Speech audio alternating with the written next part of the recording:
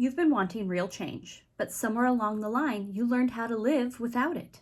You adapted, you tolerated, you got busy dealing with life. And now the vibration of the desired reality feels faint, feels not real or strong enough to actually be able to manifest it. Now what? Well, now imagine if you could feel safe, ready, strong enough in your vibration to be able to receive your desired manifestation. Not forcing it, not chasing it, but allowing it to unfold for you. I help many people rebuild their inner authority where it feels natural to receive. And today I'm going to show you why the silence from the universe is not a no. It's simply your opportunity to move into a new state of being that aligns with your desired reality. Hi, my name is Allison, and I'm here to help you create the life you desire to experience.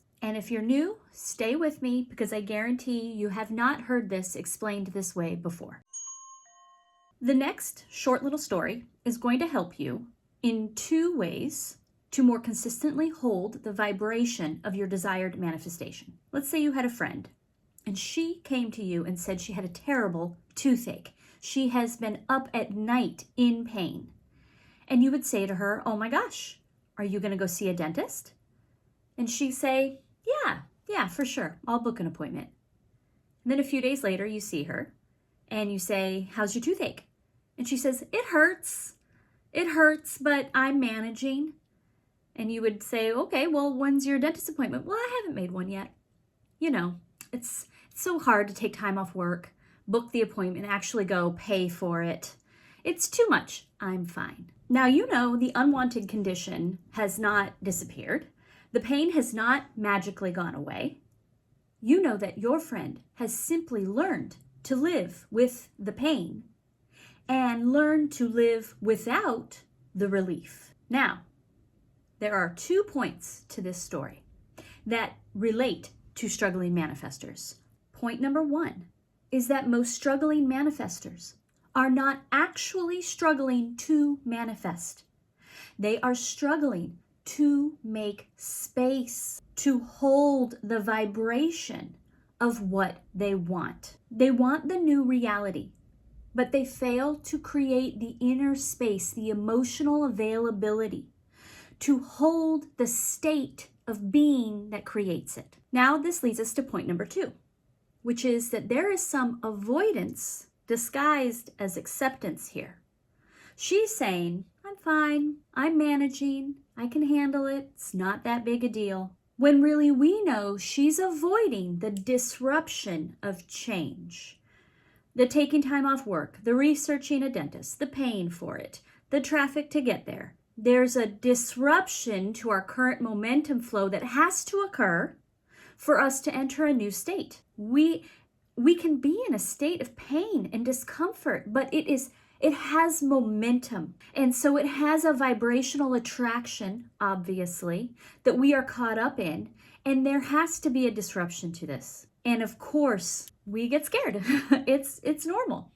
I have many times lied to myself and said, "I'm manifesting a solution," when really I was simply trying to deny that there was a problem in the first place. Avoiding the emotional processing, avoiding the inner work, avoiding the state change, because it asks us to disrupt our current identity. This can feel like acceptance, but it's not acceptance if you don't know where it's taking you. Avoidance is walking down a path blindly. Yes, we can ignore what's happening to us, but where is that taking us? Sometimes manifestation is not blocked by resistance. It's blocked by the avoidance of becoming someone who can hold the new state. And so at this moment, I would like to bring in a teaching from Neville Goddard that I think fits this situation perfectly. He said, "States remain permanent, but you are always passing through them." This means that the energy you hold of avoidance, procrastination, tolerance, denying. The state of being the one who manages the toothache, that is not a permanent state. It's not even the real you. It's just a state you wandered into. It's kind of like being at school, at university, and like opening the wrong classroom door. And you sit down and you're listening to a science lecture going, nope, not supposed to be here. I'm supposed to be in English. You get up and walk out. The thing is that most people stay because they don't know that they have a choice. But we know you can walk into a state and you can walk out of it. None of these emotional experiences, doubt, sadness, confusion, frustration, none of these emotional experiences are who you are your identity. It's like we all know that Chicago snows every winter, but Chicago is not snow. It experiences snow, temporary, for a season, not its permanent state. If your current state of being is optional, then that means your current reality is optional too, because your circumstances are just the physical echo of the state you've been spending time in. When you're in a state of avoidance, you think of all the things to avoid. And when you shift into a state of embodiment, you think like someone who receives. Neville taught that each state comes with its own thoughts, emotions, circumstances. So now let's think again about our friend with the toothache. We know she wants relief. She wants to feel better, but she has not allowed herself to enter the state of being of someone who receives relief. She is occupying the state of being of avoidance because she does not believe that relief is available to her, and it's not in her current state. So then she fails to make space to receive and continues to stay stuck where she is in pain, when all she has to do is open herself up, relax into the possibility of feeling better, soften and release the part of her that insists on managing it, on tolerating, on being fine. She just needs to shift into the state of being that accepts receiving as her natural state. And this is what so many people do with their desired manifestations. They deeply desire change, but don't make space to move out of the emotional state of avoiding it. Receiving new desires cannot land in a state that is busy managing the discomfort of the old reality. Receiving requires some emotional availability, some emotional vulnerability. The vulnerability to say, I'm open to feeling better now. We have to allow space and time to hold the new state. I actually want to feel better. I deserve to feel better. When you hold this energy of allowing, it is not about just saying the words. You have got to find the truth in yourself. You have to feel the truth of these words for you.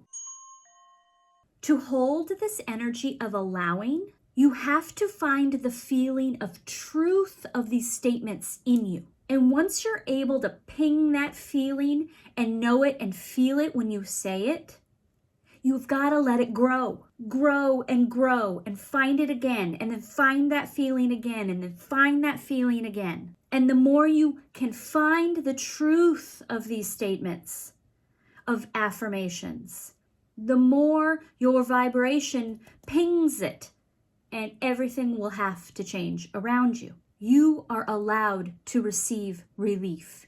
You deserve relief. I'm allowed to feel supported. I deserve to be supported. I'm willing to let this be easier. I deserve ease in my life. Become someone who feels safe, allowing your desired manifestation's energy to flow to you. This is the receiving state. We're not efforting. We're not trying to adopt a new personality. We're not taking action steps. We're becoming available to the truth of receiving, of being someone who can receive. Being available is the shift that allows you to receive. And I hope that this video was helpful to you. And I would love to hear about it in the comments. And if it was, I would so greatly appreciate also a like or subscribe. Thank you, and I look forward to bringing you more.